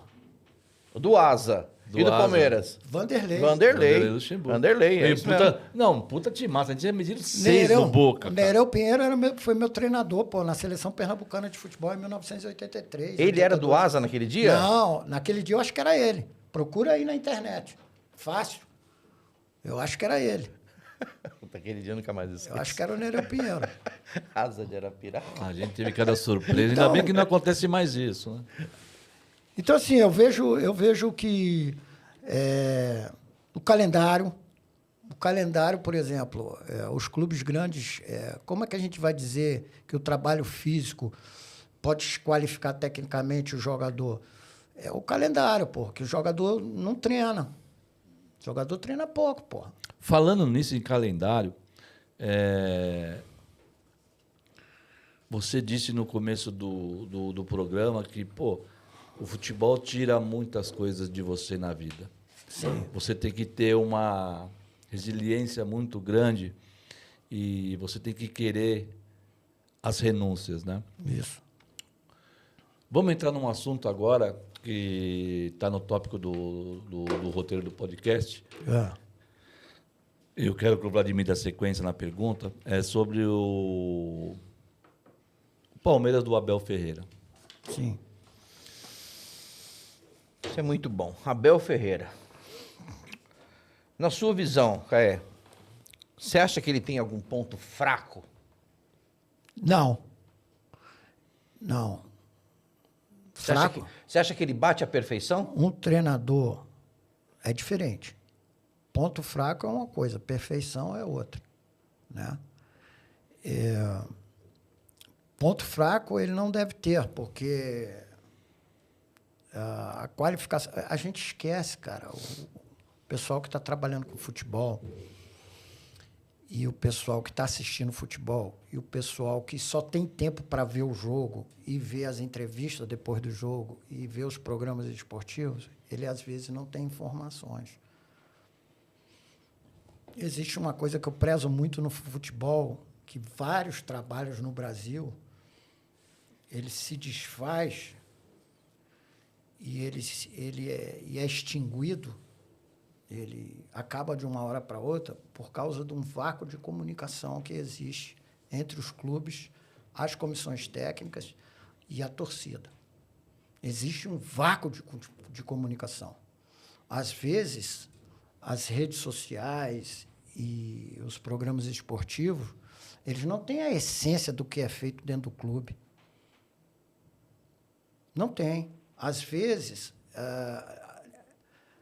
as pessoas, às vezes, ainda pensam que o Abel Ferreira chegou de paraquedas no Palmeiras e que nunca teve título nenhum e chegou no Palmeiras, construiu a carreira. Cara, não é isso não, cara. O cara lá no Sporting de Portugal, quando ele parou de jogar, ele foi treinador do Sub-19 lá, e foi o maior percentual dele de vitória até hoje é do 71% no esporte do Sub-19, pô. Tá certo? E o segundo, isso é um dado, e o segundo é no Palmeiras. O que ele fez no Braga e no PAOK, né? Ele veio do PAOK. Ok. Não ganha o que ele fez no Palmeiras em percentual. Tá. E o que ele fez quando ele começou no esporte. Então, ele começou muito promissor, pô, no esporte. E aí, ele fez um trabalho lá no Sub-17, foi pro B do esporte, fez um trabalho fantástico. E aí, foi contratado por um intermediário de Portugal, que era o Braga, para ser treinador do 20 do Braga, do segundo time do Braga. De repente, ele foi pro profissional do Braga e ganhou. Então, assim, quem está por fora dessa parada toda não, acha que o Abel foi criado no Palmeiras. Não, foi uma aposta do Palmeiras. O Abel Ferreira saiu do futebol português como a quinta maior transação de um treinador português para fora do país dele.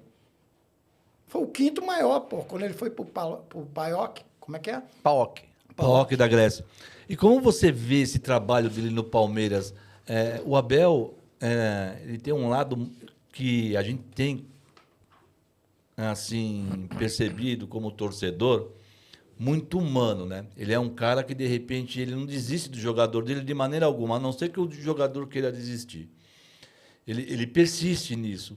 E ele é bem da sua base, do seu conceito, assim. Ele é o cara que abraça o time, vê as dificuldades, tenta tirar o melhor de cada jogador. A gente vê aí jogadores que, antes dele vir para o Palmeiras, a gente reclamava demais. Era no caso, na época do Veiga, do Scarpa, Lucas Lima, Rony, tudo.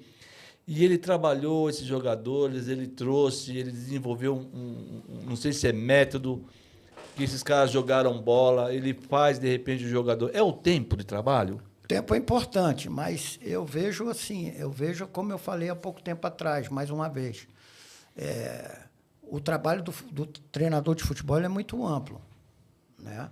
Então, por exemplo, ele é humano. Existem polêmicas em relação ao Abel através das entrevistas dele. Sim. E o contato com ele com a imprensa. Às vezes, existem haters que hoje em dia tem bastante. Eu já escrevi um texto a respeito disso. Eu sofro com isso, porque eu sou um cara que publico muito na internet, né? Eu convivo bem com a rede social. Então, assim, eu tenho textos a respeito dos haters, né? A intolerância, né? A intolerância, a cobrança, o julgamento. Então, assim, em alguns momentos das entrevistas do Abel, às vezes esse lado humano é cobrado, né? Mas eu vejo até como uma certa personalidade dele e uma estratégia de ter um poder dentro do trabalho dele, dentro do clube, algumas vezes, alguma declaração dessa, no início de uma entrevista, no momento em que o time perdeu, ele desvia o foco, ele alivia a pressão que vai vir para cima dos jogadores, ele tem estratégia a respeito dessa comunicação. Eu percebo disso. Eu queria conhecer ele pessoalmente, eu tive com o Palmeiras agora, recentemente, nesse trabalho que eu fiz no São Bento, a gente fez um amistoso contra o Palmeiras, né? Até foi o primeiro jogo da volta do Dudu. Foi um jogo treino. Então, assim, eu tive acesso ao trabalho do Palmeiras e ao ambiente do CT do Palmeiras, né? Eu já tinha ido lá no Palmeiras uma vez para ver o departamento de análise de desempenho, que o Guilherme, que agora é analista de mercado, é um conhecido meu de muito tempo atrás, né? Eu sempre fui um grande observador de adversário, sempre tive uma boa leitura de jogo, tenho uma palestra de leitura de jogo. Então, assim, tem pessoas que já me acompanham, que têm espaço em grandes clubes, e a gente tem uma relação. Então, assim, eu vejo que o Abel Braga tem o lado humano, mas tem uma comissão técnica com 4 auxiliares. Abel Ferreira. Abel Ferreira. Desculpa. Abel falei Braga do Inter. Falou Braga. É por causa do O Clube Abelão. Braga. Sim. É por causa do É, Clube você é Braga. do Braga. juntou. Perdão. Não, Não vamos. O Abel, o Braga, é do Inter. foi um grande treinador também. também. Né? Abelão. E tem ótimas conquistas. Abelão. Um ex-zagueiro do Fluminense, né, que é meu time de coração, é do Vasco. Quando eu era jovem, eu era Fluminense, lá no Rio de Janeiro. Então, assim, eu vejo o Abel com uma comissão técnica muito competente, tem um auxiliar que conhece todas as vertentes, que é o primeiro auxiliar dele. Lembra o nome? O Martim. Martim, ele sabe de fisiologia, ele sabe de parte física, ele sabe de parte tática, ele sabe de observação Tem o do Martinho adversário. Castanheira. Não, são os dois. Martim tem Castanheira. E tem um terceiro. Ah, não. É o da base. E tem um terceiro que faz um elo de ligação entre a base e o profissional. Cebola. Não, Não, Cebola não é da o Cebola casa. é da casa. É, Cebola eu Cebola conheço é. bem. Você conhece ele? Eu conheço, pô. Ele é Me fugiu meu outro camarada. nome. É. Mas é um cara da análise de desempenho, um cara da base que faz Ligação com... as informações mais importantes da base para o Abel, faz o acompanhamento. E os dois, né, um de falta, de bola parada. Então, assim, você vê que o cara cerca muitas vertentes do que é um bom treinador de futebol. A cultura do treinador português é valorizar ao máximo a comissão técnica dele. Sim. São profissionais que têm alta influência no trabalho do treinador. Ele nunca vai achar que ganha sozinho. Isso é muito bom. Entendeu? O auxiliar técnico, que eu sou bastante auxiliar técnico, muitos anos como auxiliar técnico, e sou um auxiliar participativo, ativo, dentro de vários aspectos da equipe. Eu vejo isso como uma grande virtude do Abel, tá certo? Existe às vezes, a incompatibilidade com a imprensa, que eu acho que é estratégico em alguns momentos, é a personalidade dele, mas eu vejo como algum tipo de estratégia, né? Não conheço pessoalmente, mas é um cara muito querido dentro do clube, visita as cozinheiras, é um cara que, pô, a gente tem informações, quem é da bola, que todos os jogadores gostam dele, o ambiente de trabalho, procura saber como é que está a família, né? Até por causa da carência dele afetiva, do distanciamento que ele teve da família quando ele virou treinador de futebol profissional. Então, assim, eu acho que o conjunto é muito forte. Conjunto Abel Ferreira é muito Você sabe que forte. você falando isso daí agora faz a gente começar a pensar um pouco, né? Eu sempre achei, e acho até, que ele vai muito armado para as entrevistas dele. Porque ele sabe que ele vai receber paulada. Principalmente quando ele fala umas bobagens antes. E a gente vendo ele fazendo, essa semana passada, uma entrevista dele, ele e o Felipão, como ele estava solto, como ele estava feliz ali junto com o Felipão. Era outro cara. E estava rolando entrevista. Mas você vê que não tinha pressão, não tinha nada, ninguém queria atacar ele. Ele foi leve. Foi diferente de uma entrevista Vlad, dele. Futebol é volátil, hostil e tem pressão de todos os lados dentro do futebol. Todos os lados que eu falo, torcida, diretoria, conselheiros, imprensa, né?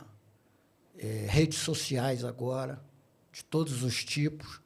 Então, é hostil, volátil, pressão de todo o ambiente do futebol e pressão da sociedade. Hoje, cada declaração que um treinador de futebol dá, ela é exposta e aí existem julgamentos e debates a respeito da qualidade do ser humano. Então, assim, acho que está sendo uma experiência fantástica para o Abel trabalhar no Brasil, porque o Brasil é um país continental, é um continente. Sim. Tá? São várias maneiras de jogar futebol, Nordeste, Norte, Sul, viagem, logística. Né? Você vê o trabalho maravilhoso que o Fortaleza está fazendo com o Marcelo Paz. O Fortaleza sofre com a logística, é um dos times que sofre mais com a logística no futebol brasileiro, por causa das longas viagens. Então, são vários aspectos que fazem o treinador ser bom, ser diferente e ser vencedor. Pô, a gente tem uma ideia, você lembra como foi a chegada do Abel no Brasil? Foi em 2020, ele estreou em novembro, né? Ele entrou no lugar do Luxemburgo, não é isso? Vocês são mais palmeirenses do que eu. Exatamente. Mas eu tenho que me manter informado. Ele ganhou do Bragantino logo no mata-mata da Copa do Brasil E parece que em janeiro ele já estava, janeiro ou março, estava decidindo a Libertadores com o Santos. É isso aí. Ele já chegou na fase meio que final da Libertadores, né? Não foi isso? Chegou naquele jogo contra o Atlético, pegou o Atlético, depois River, depois Santos. E foi campeão, pô. Na Um verdade, trabalho já tinha sido feito. Ele mesmo já falou isso. É, Né? então. Quem deixou montadinho foi o Luxemburgo. Então, né? então preste atenção. Isso aí é um ponto positivo dele, porque ele aproveitou aquele momento para não fazer muitas mudanças, né? E foi inteligente e conseguiu o título dele. Ele foi depois colocando a metodologia dele em prática e não tem receita pronta no futebol, cara. Eu sou, assim, o treinador tem que ter longevidade no trabalho, Coisa que ele tá tendo, né? tá certo? Ele está tendo porque ele tem resultado ou ele está tendo resultado porque ele tem a longevidade? É uma boa pergunta essa, hein? Tá certo? Será que não é o conjunto das duas coisas? Exatamente. Pô. É os dois. O que foi exatamente. feito com o argentino no Fortaleza? Voivoda. Voivoda. Também é um trabalho perfeito, tá lá. Cara, esse cara teve um turno inteiro. Um turno inteiro em último lugar. O ano Rebaixado. passado. Retrasado, se eu não me engano.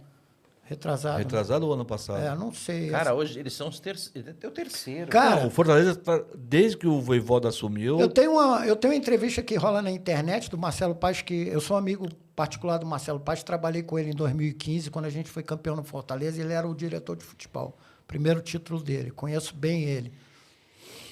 E ele tem uma entrevista que ele fala num programa esportivo lá no futebol cearense, que o cara batia na mesa e falava assim, você tá com medo de mandar os caras embora? Você tá com medo, pô, já tá na hora de mudar o time, já tá na hora de transformar o teu trabalho, manda o treinador embora, manda esses jogadores embora, que o time não dá certo. Pô, ele virou pro cara no programa esportivo e falou assim, é a sua visão. A minha visão é totalmente diferente. O meu modo de operar e de dirigir e de gerir o meu clube é totalmente diferente. Ele vai ficar, eu vou manter os jogadores e nós vamos dar seguimento ao trabalho. Cara, os caras têm isso aí gravado, os caras colocam esse vídeo nessa transformação que foi o Fortaleza esses anos todos. Porra, eu vou manter o treinador, eu vou pontuar contratações melhores, eu estou conquistando objetivos, o meu orçamento está melhorando, eu vou vender o sócio-torcedor, eu sou campeão da Copa Nordeste, e o trabalho segue. E o treinador, porra, e o respaldo que o treinador dá, grandes clubes foram em cima dele para contratar, ele falou, eu vou ficar no Fortaleza, fui bem recebido na cidade. Porra, cara, tem mistério? Nenhum.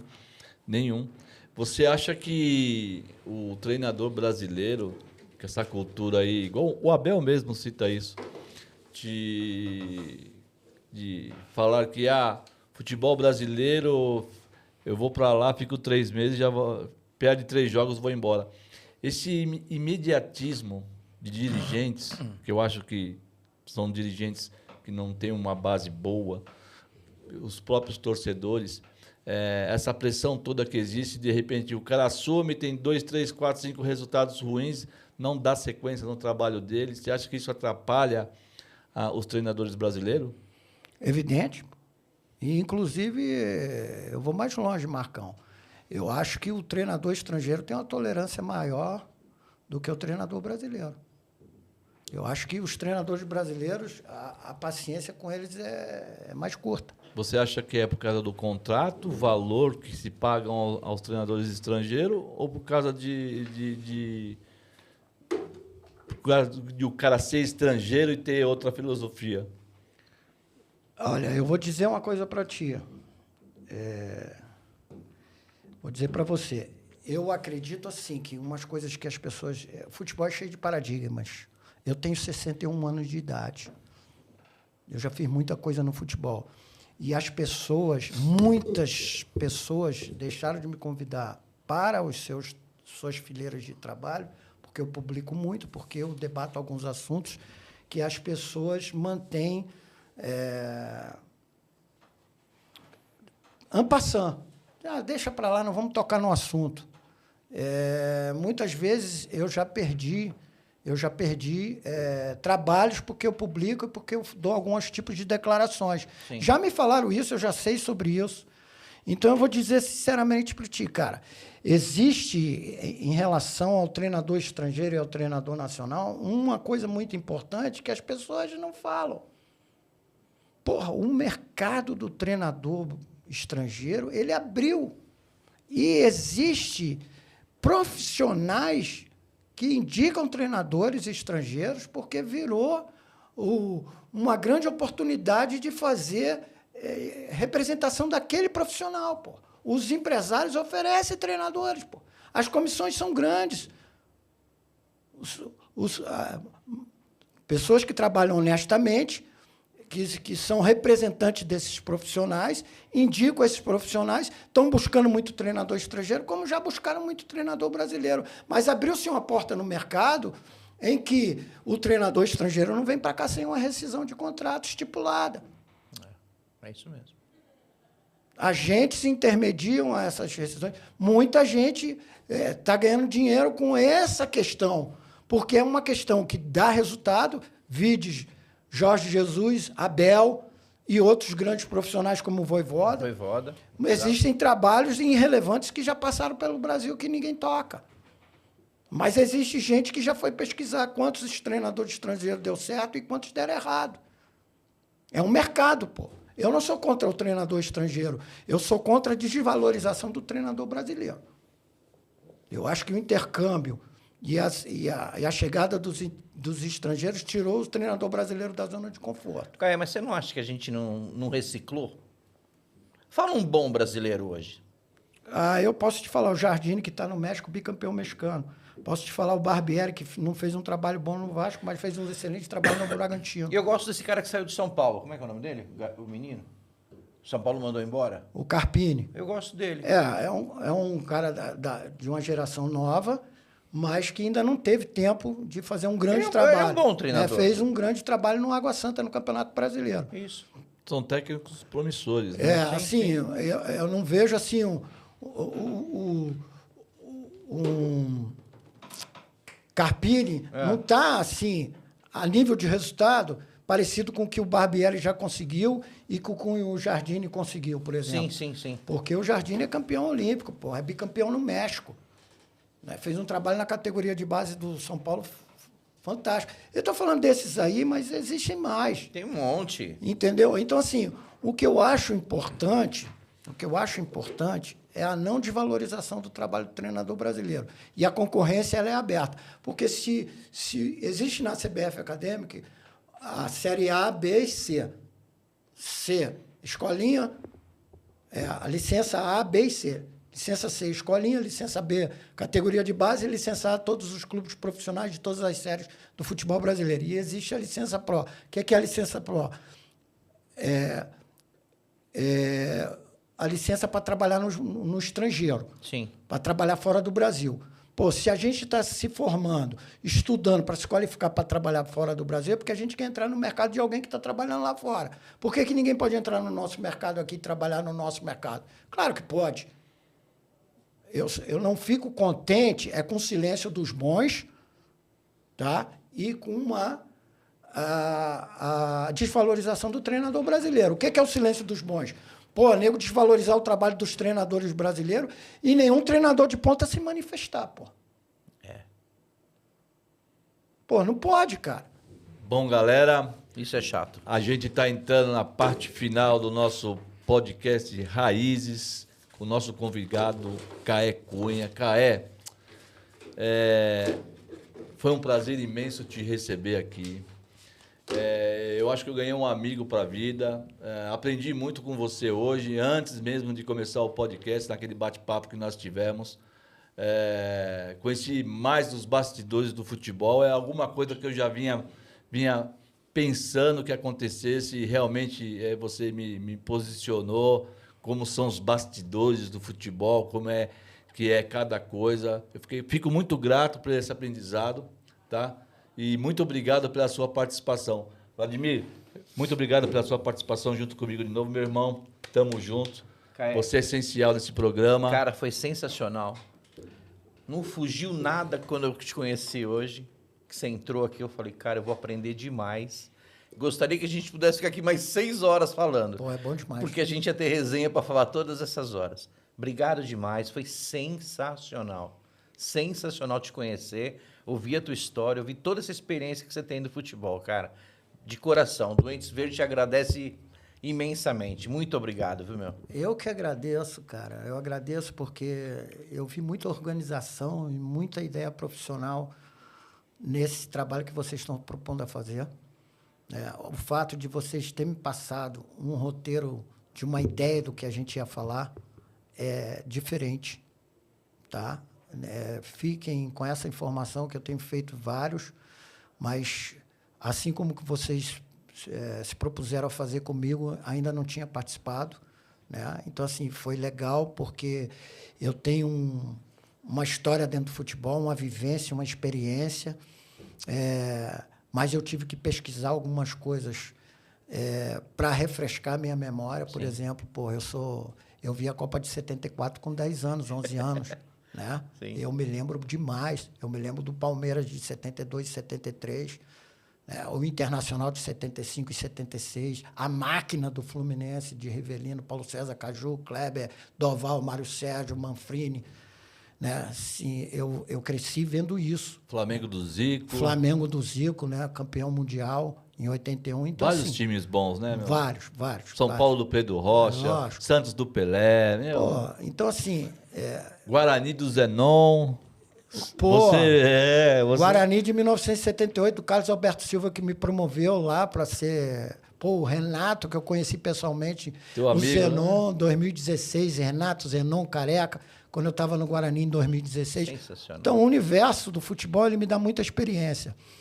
Talvez eu não seja tão conhecido para as pessoas, mas eu tenho uma importância muito grande dentro dos trabalhos que eu fiz, Sim.